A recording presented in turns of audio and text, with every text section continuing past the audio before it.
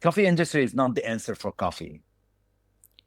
Wow. Lesson learn from other industries are what's going to benefit the coffee industry. Hey friends, it's Lee Safar here with some exciting news. The introduction to regenerative coffee farming workshops are now available on demand in English, Spanish, and Portuguese. These workshops are designed to give you actionable insights into the future of coffee farming through regenerative agriculture. Whether you're a coffee producer, roaster, cafe owner, or just passionate about coffee sustainability. For coffee producers, the workshop is available for just $10, and for everyone else, it's $20, a small price to pay for knowledge that could transform your understanding of what it's going to take to grow coffee from now on. Led by our incredible professors Angela Barrero, Murilo Bettarello, Felipe Croce, Carlos Ordóñez, and João Araújo, the workshop is packed with practical knowledge and strategies to help coffee farmers and the entire coffee industry adapt to the challenges of climate change, rising costs, and market demands. If you're a business owner, this workshop is a great and affordable way to inform your employees about the challenges ahead while also supporting Map It Forward. This is also a great workshop to share with or gift to your coffee producers. Head to mapitforward.coffee/workshops or click the link in the description to purchase the on-demand version and start your journey towards a more sustainable coffee future today.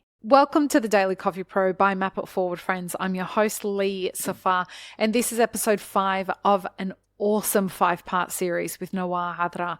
We're talking about the reality of this market volatility for coffee businesses. And look, Nawar and I have been talking about what's happening in 2025. We have been talking about it for years. We didn't know that 2025 was going to be the year that it happened until 2024. And so now that we're here, Nawar, and we are really all bracing ourselves for the moment when we do see a lot of businesses, well, the acceleration of the number of businesses that are going to close. How do you think 2025 is going to reshape the coffee industry? It's a very big question. Yeah. But I think I'm going to be a little bit optimistic. So I hope you don't mind that because I Hey, think optimism will help. I'm not a I'm pessimist, joking. people I'm say just that to me saying. sometimes. People are like, why are you so negative? I'm like, I'm directly not. I'm just gonna be optimistic in a bad way. What I'm trying to say is there will be, there will be something very exciting because if you're really, really good and you've done a very, very good job since COVID until now, and you're on that beautiful wheel and you're rolling, I guess you're gonna be fine. You've already established yourself on an e-commerce platform. You've already have your subscription base rolling. You have, a couple of really good B2C cafes sitting in a very good corners. You're gonna be okay because you constantly, trying to adjust and to configure and to do You're things. in Okay, a so rhythm, right? Like it's going to be yeah, hard, but you're in a rhythm. yeah, and that will be the answer. The answer is that we only gonna see the people who are in the rhythm Survive. continuing. Yeah. Do you know what I mean? So Everyone that's the else? good part. Everyone else is going to be this is the biggest situation, this is the big issue. And the issue that you see in Australia, I don't know much about the whole world because most of my experience is here. Business who are owner operators. The issue with this type of businesses is they don't really, really, really consider their financial really, really well. Okay. And Number one what problem I in our mean, industry.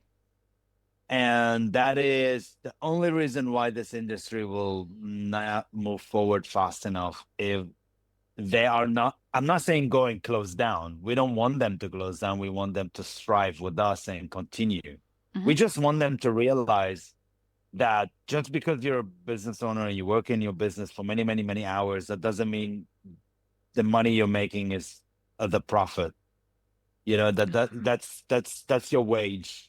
Right. You know, you're not really putting yourself in a perspective of like really studying your business well, so you can make a business decision when Yep. you are pricing stuff.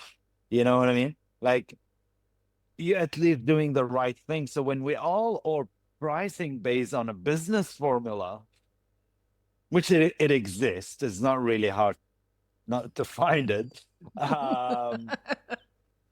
We all gonna be in a sustainable format, and the consumer will have an understanding of what they actually and why they're going to certain cafe, they're not going to the other cafe, if that makes sense. You know, we don't want them to close. To close is not something that is good for anybody. It's just No. we all need to understand how to price, you know. And Yeah. Australia,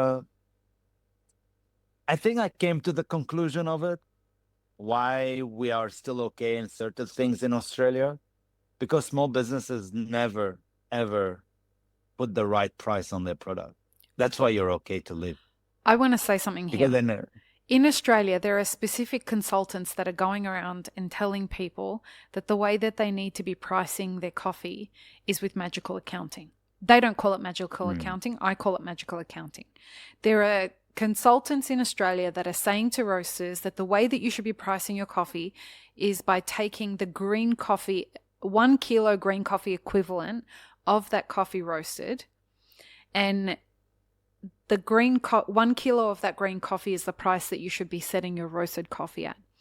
Guys, if you are using that method to price your products, you're going to be in a lot of trouble. And the reason... Go ahead. No, you go. Yeah, continue. Well, the reason that it's a big, big problem is because the right way to price products brings into consideration all the other elements of your profit and loss statement. And it is intrinsically linked to the reality of what's happening in your business. The process of pricing your product takes into account your operating expenses as well as your COGS. The pricing that magical accounting does completely disregards what your operating expenses are. And that is how you are going to get in such severe fucking issues that these consultants are not taking into consideration. And I'm so angry at these consultants who have no business giving financial advice and business advice to people, because now we are going to see the consequences of people who believe those people.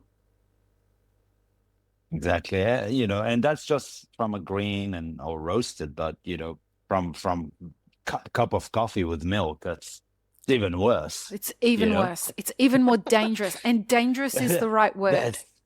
That's actually a lot worse the way we price. That's why consumer are, you know, not accepting it. They just don't want to accept the reality of it, that it is not cheap. And the more, and as I said, the more we have owner operators not looking at it from a business perspective, we will never gonna move forward, you know. So the good part about it, which is gonna come in, is thinking outside the box. Is you know, you need to look at your offer as market segmentation. So you have to say, all right, you know, I'm gonna have the 40 to 50 to 55 years old. They're going to come in, have their macchiato. They're going to come in, have this, have that.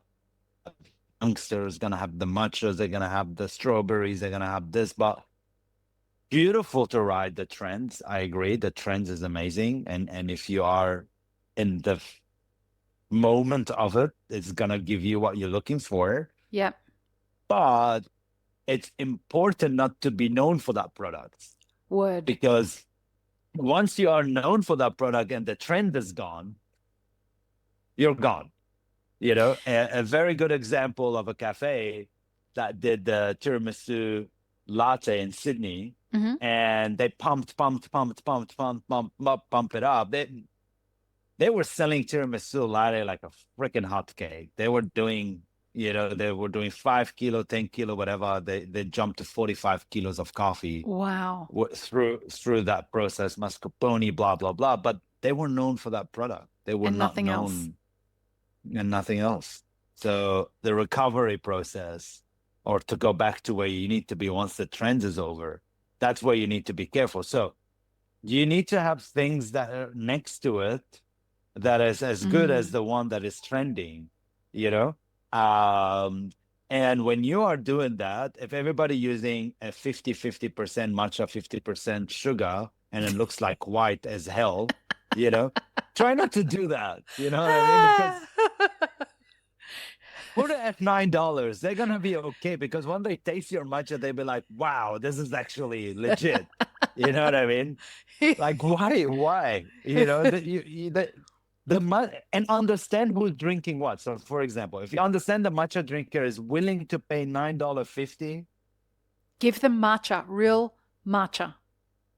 do the calculation. So make sure at $9.50 you have whatever margin that you want to set for your business. Do it, because that particular customer is willing to go that far for that product. You know, same thing. Go back to the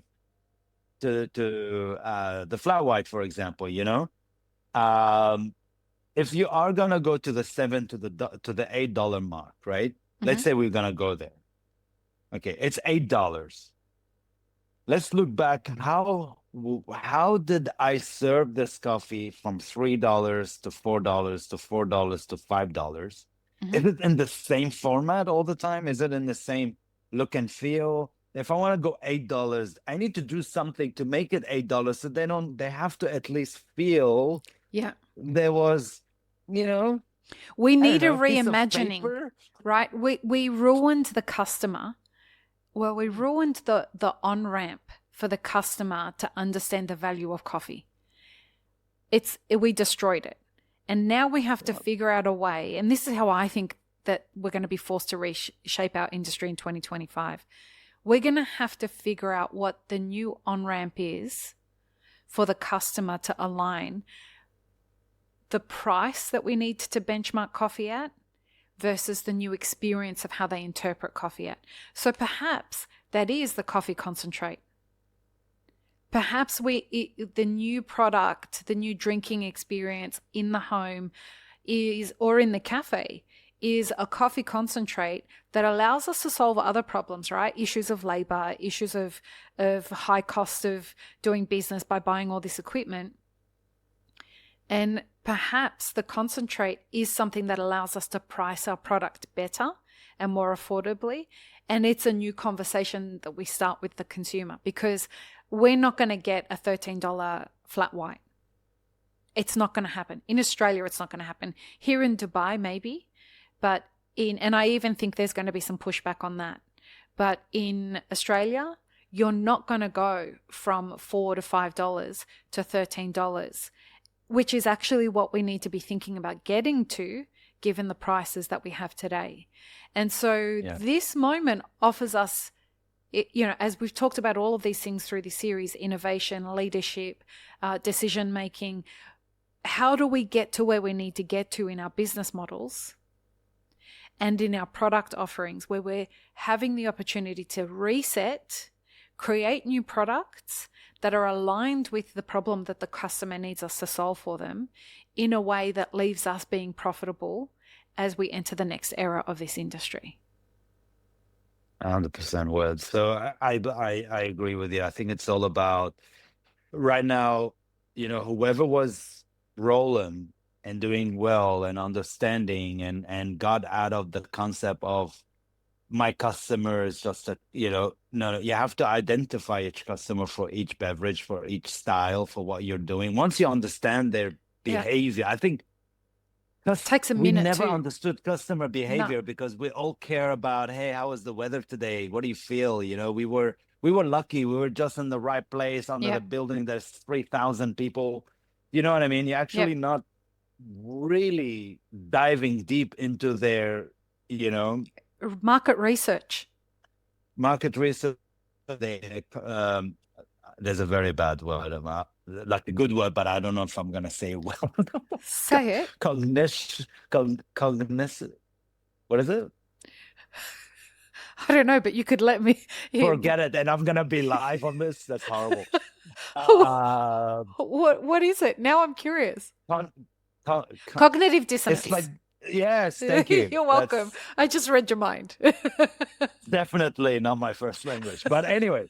Yeah, we have to understand the cognitive dissonance of what's being triggered in the consumer right now.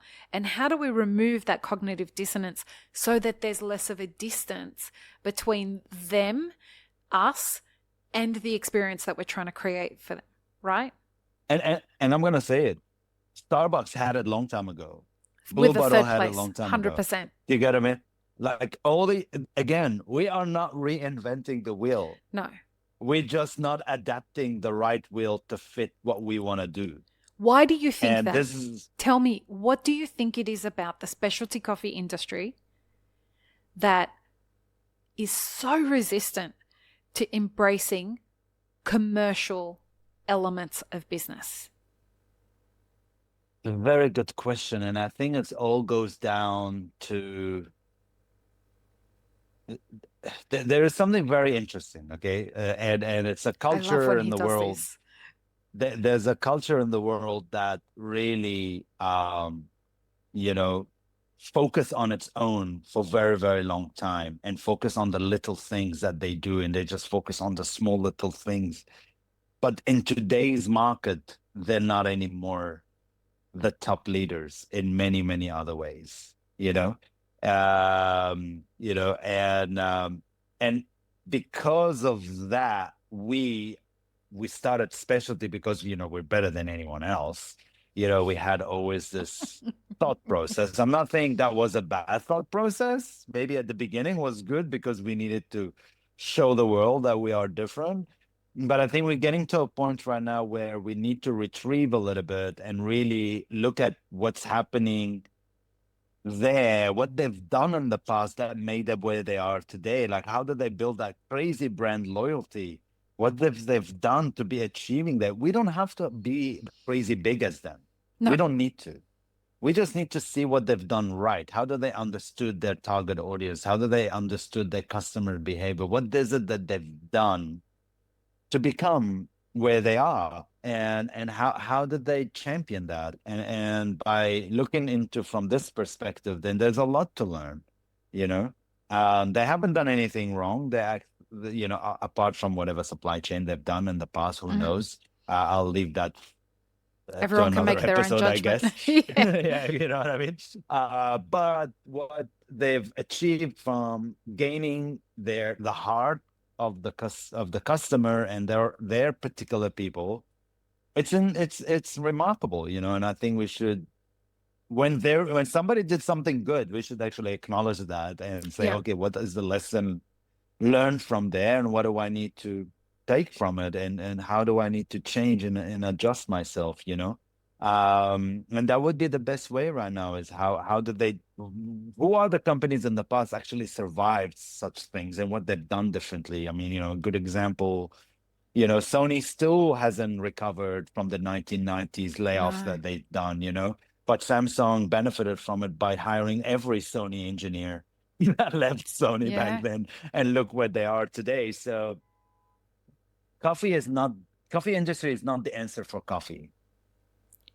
Wow. Lesson learn from other industries are what's going to benefit the coffee industry, and that's how you have to do it. And we're being forced into that right now. We are being forced out of our sanctimonious specialty coffee little ivory tower, and we're being forced into being more commercial. But again, that we always look at each other and we try to see. Actually, the answer is outside, and most of the time, the answer for any scientific problem is actually outside the science that you're actually studying. Well, on that, folks, when Nawar and I have conversations about stuff, Nawar's quoting car manufacturing brands. He's quoting streetwear. He's from multiple different countries. He's quoting lessons that he's learnt from observing other brands and other ways that they solved problems. That's the way that I have noticed that you have taken ideas, you've solved problems, you've injected perhaps different solutions that would never have been considered in our industry. That's the way that you're always like, and when I say he's 5 years ahead, when we were off air, he was like, am I though? I'm like, yeah, bro, I was drinking your coffee like 4 years ahead of Blue Bottle bringing it to market, the concentrate. He really is. He just doesn't realize it. And this is the kind of way that you have to be a leader. If we're going to survive this as individual business owners, particularly in specialty coffee, we've got to look to other industries for solutions. Otherwise, forget it. They've done it in the past. I think one of the amazing industry right now to really learn from is the car, because it's very interesting to see emerging market and how they doing it and how crazy they doing it, and how much trouble they're giving to other people. And again, the example I said, the country that only focus on its own little specific niches and all that, where they are today versus where they were in the past, so. And one thing that is actually awesome about this time is we are seeing a lot of like us going overseas now. I think the coffee is becoming, people are inviting brand from all over the world to anticipate in certain things. So whoever had the wheel rolling is going really, really well, and he's gonna be fine, or she, or whoever they are. The other ones that still have a little bit of hope. There's still people who are looking for help. There's still people who are knocking on the door, like they come to you for consulting and all that. These are the people that still have their hopes in their hands, and they are coming in the right direction. They're gonna be okay as well. They're gonna make certain right decision. And there's other people where if knowledge somewhere else is better, just let it go and learn. It's much more beneficial for you. This is definitely a time that's going to reshape people. And yet again, another fantastic series on the podcast. Thank you, Nawar. Will you let people know where they can find Stitch? In Australia, I mean, we've got two spaces in Sydney, and in Japan, there is a new cafe called Walkabout. It's in Kanda in Tokyo. And the guys also distribute our coffee. They are amazing. He lived in Australia for a very, very long time. They're actually animators. They animated he did Kandam, the series on Netflix and all that. So his office is upstairs, and he loves coffee, and we work really well together. We probably gonna work together more this year. But they open downstairs. They're doing a great job. So go and say hello and try the coffee if you're in Tokyo. And you do want to try Stitch. They're there. In China, we've got in Suzhou, which is a 20 minutes fast train ride from Shanghai. Nice. It's not too far with fast train, but it's a really, really cool. We are in very cool boutique village where they have 24 different warehouses each warehouse represents a country, a culture. Wow. And products from this culture and everything. And we are representing Australia, New Zealand from a coffee and specialty coffee perspective, but also the brunch cafe and that lifestyle of Australia. So we're there. So if you do want to have a unique, and Suzhou is it's Venus of the Middle East. Sorry, no. Venus? Why am I going back to Venice? Beirut? I'm going to Venice. Venice of China. So it's full of amazing gardens and little canals. So if you are there, go and visit. It's a gorgeous city. And there's a lot to learn from them, and and I will be there in March anyway. So if you're around and you want to, actually April, I'll be behind the machine.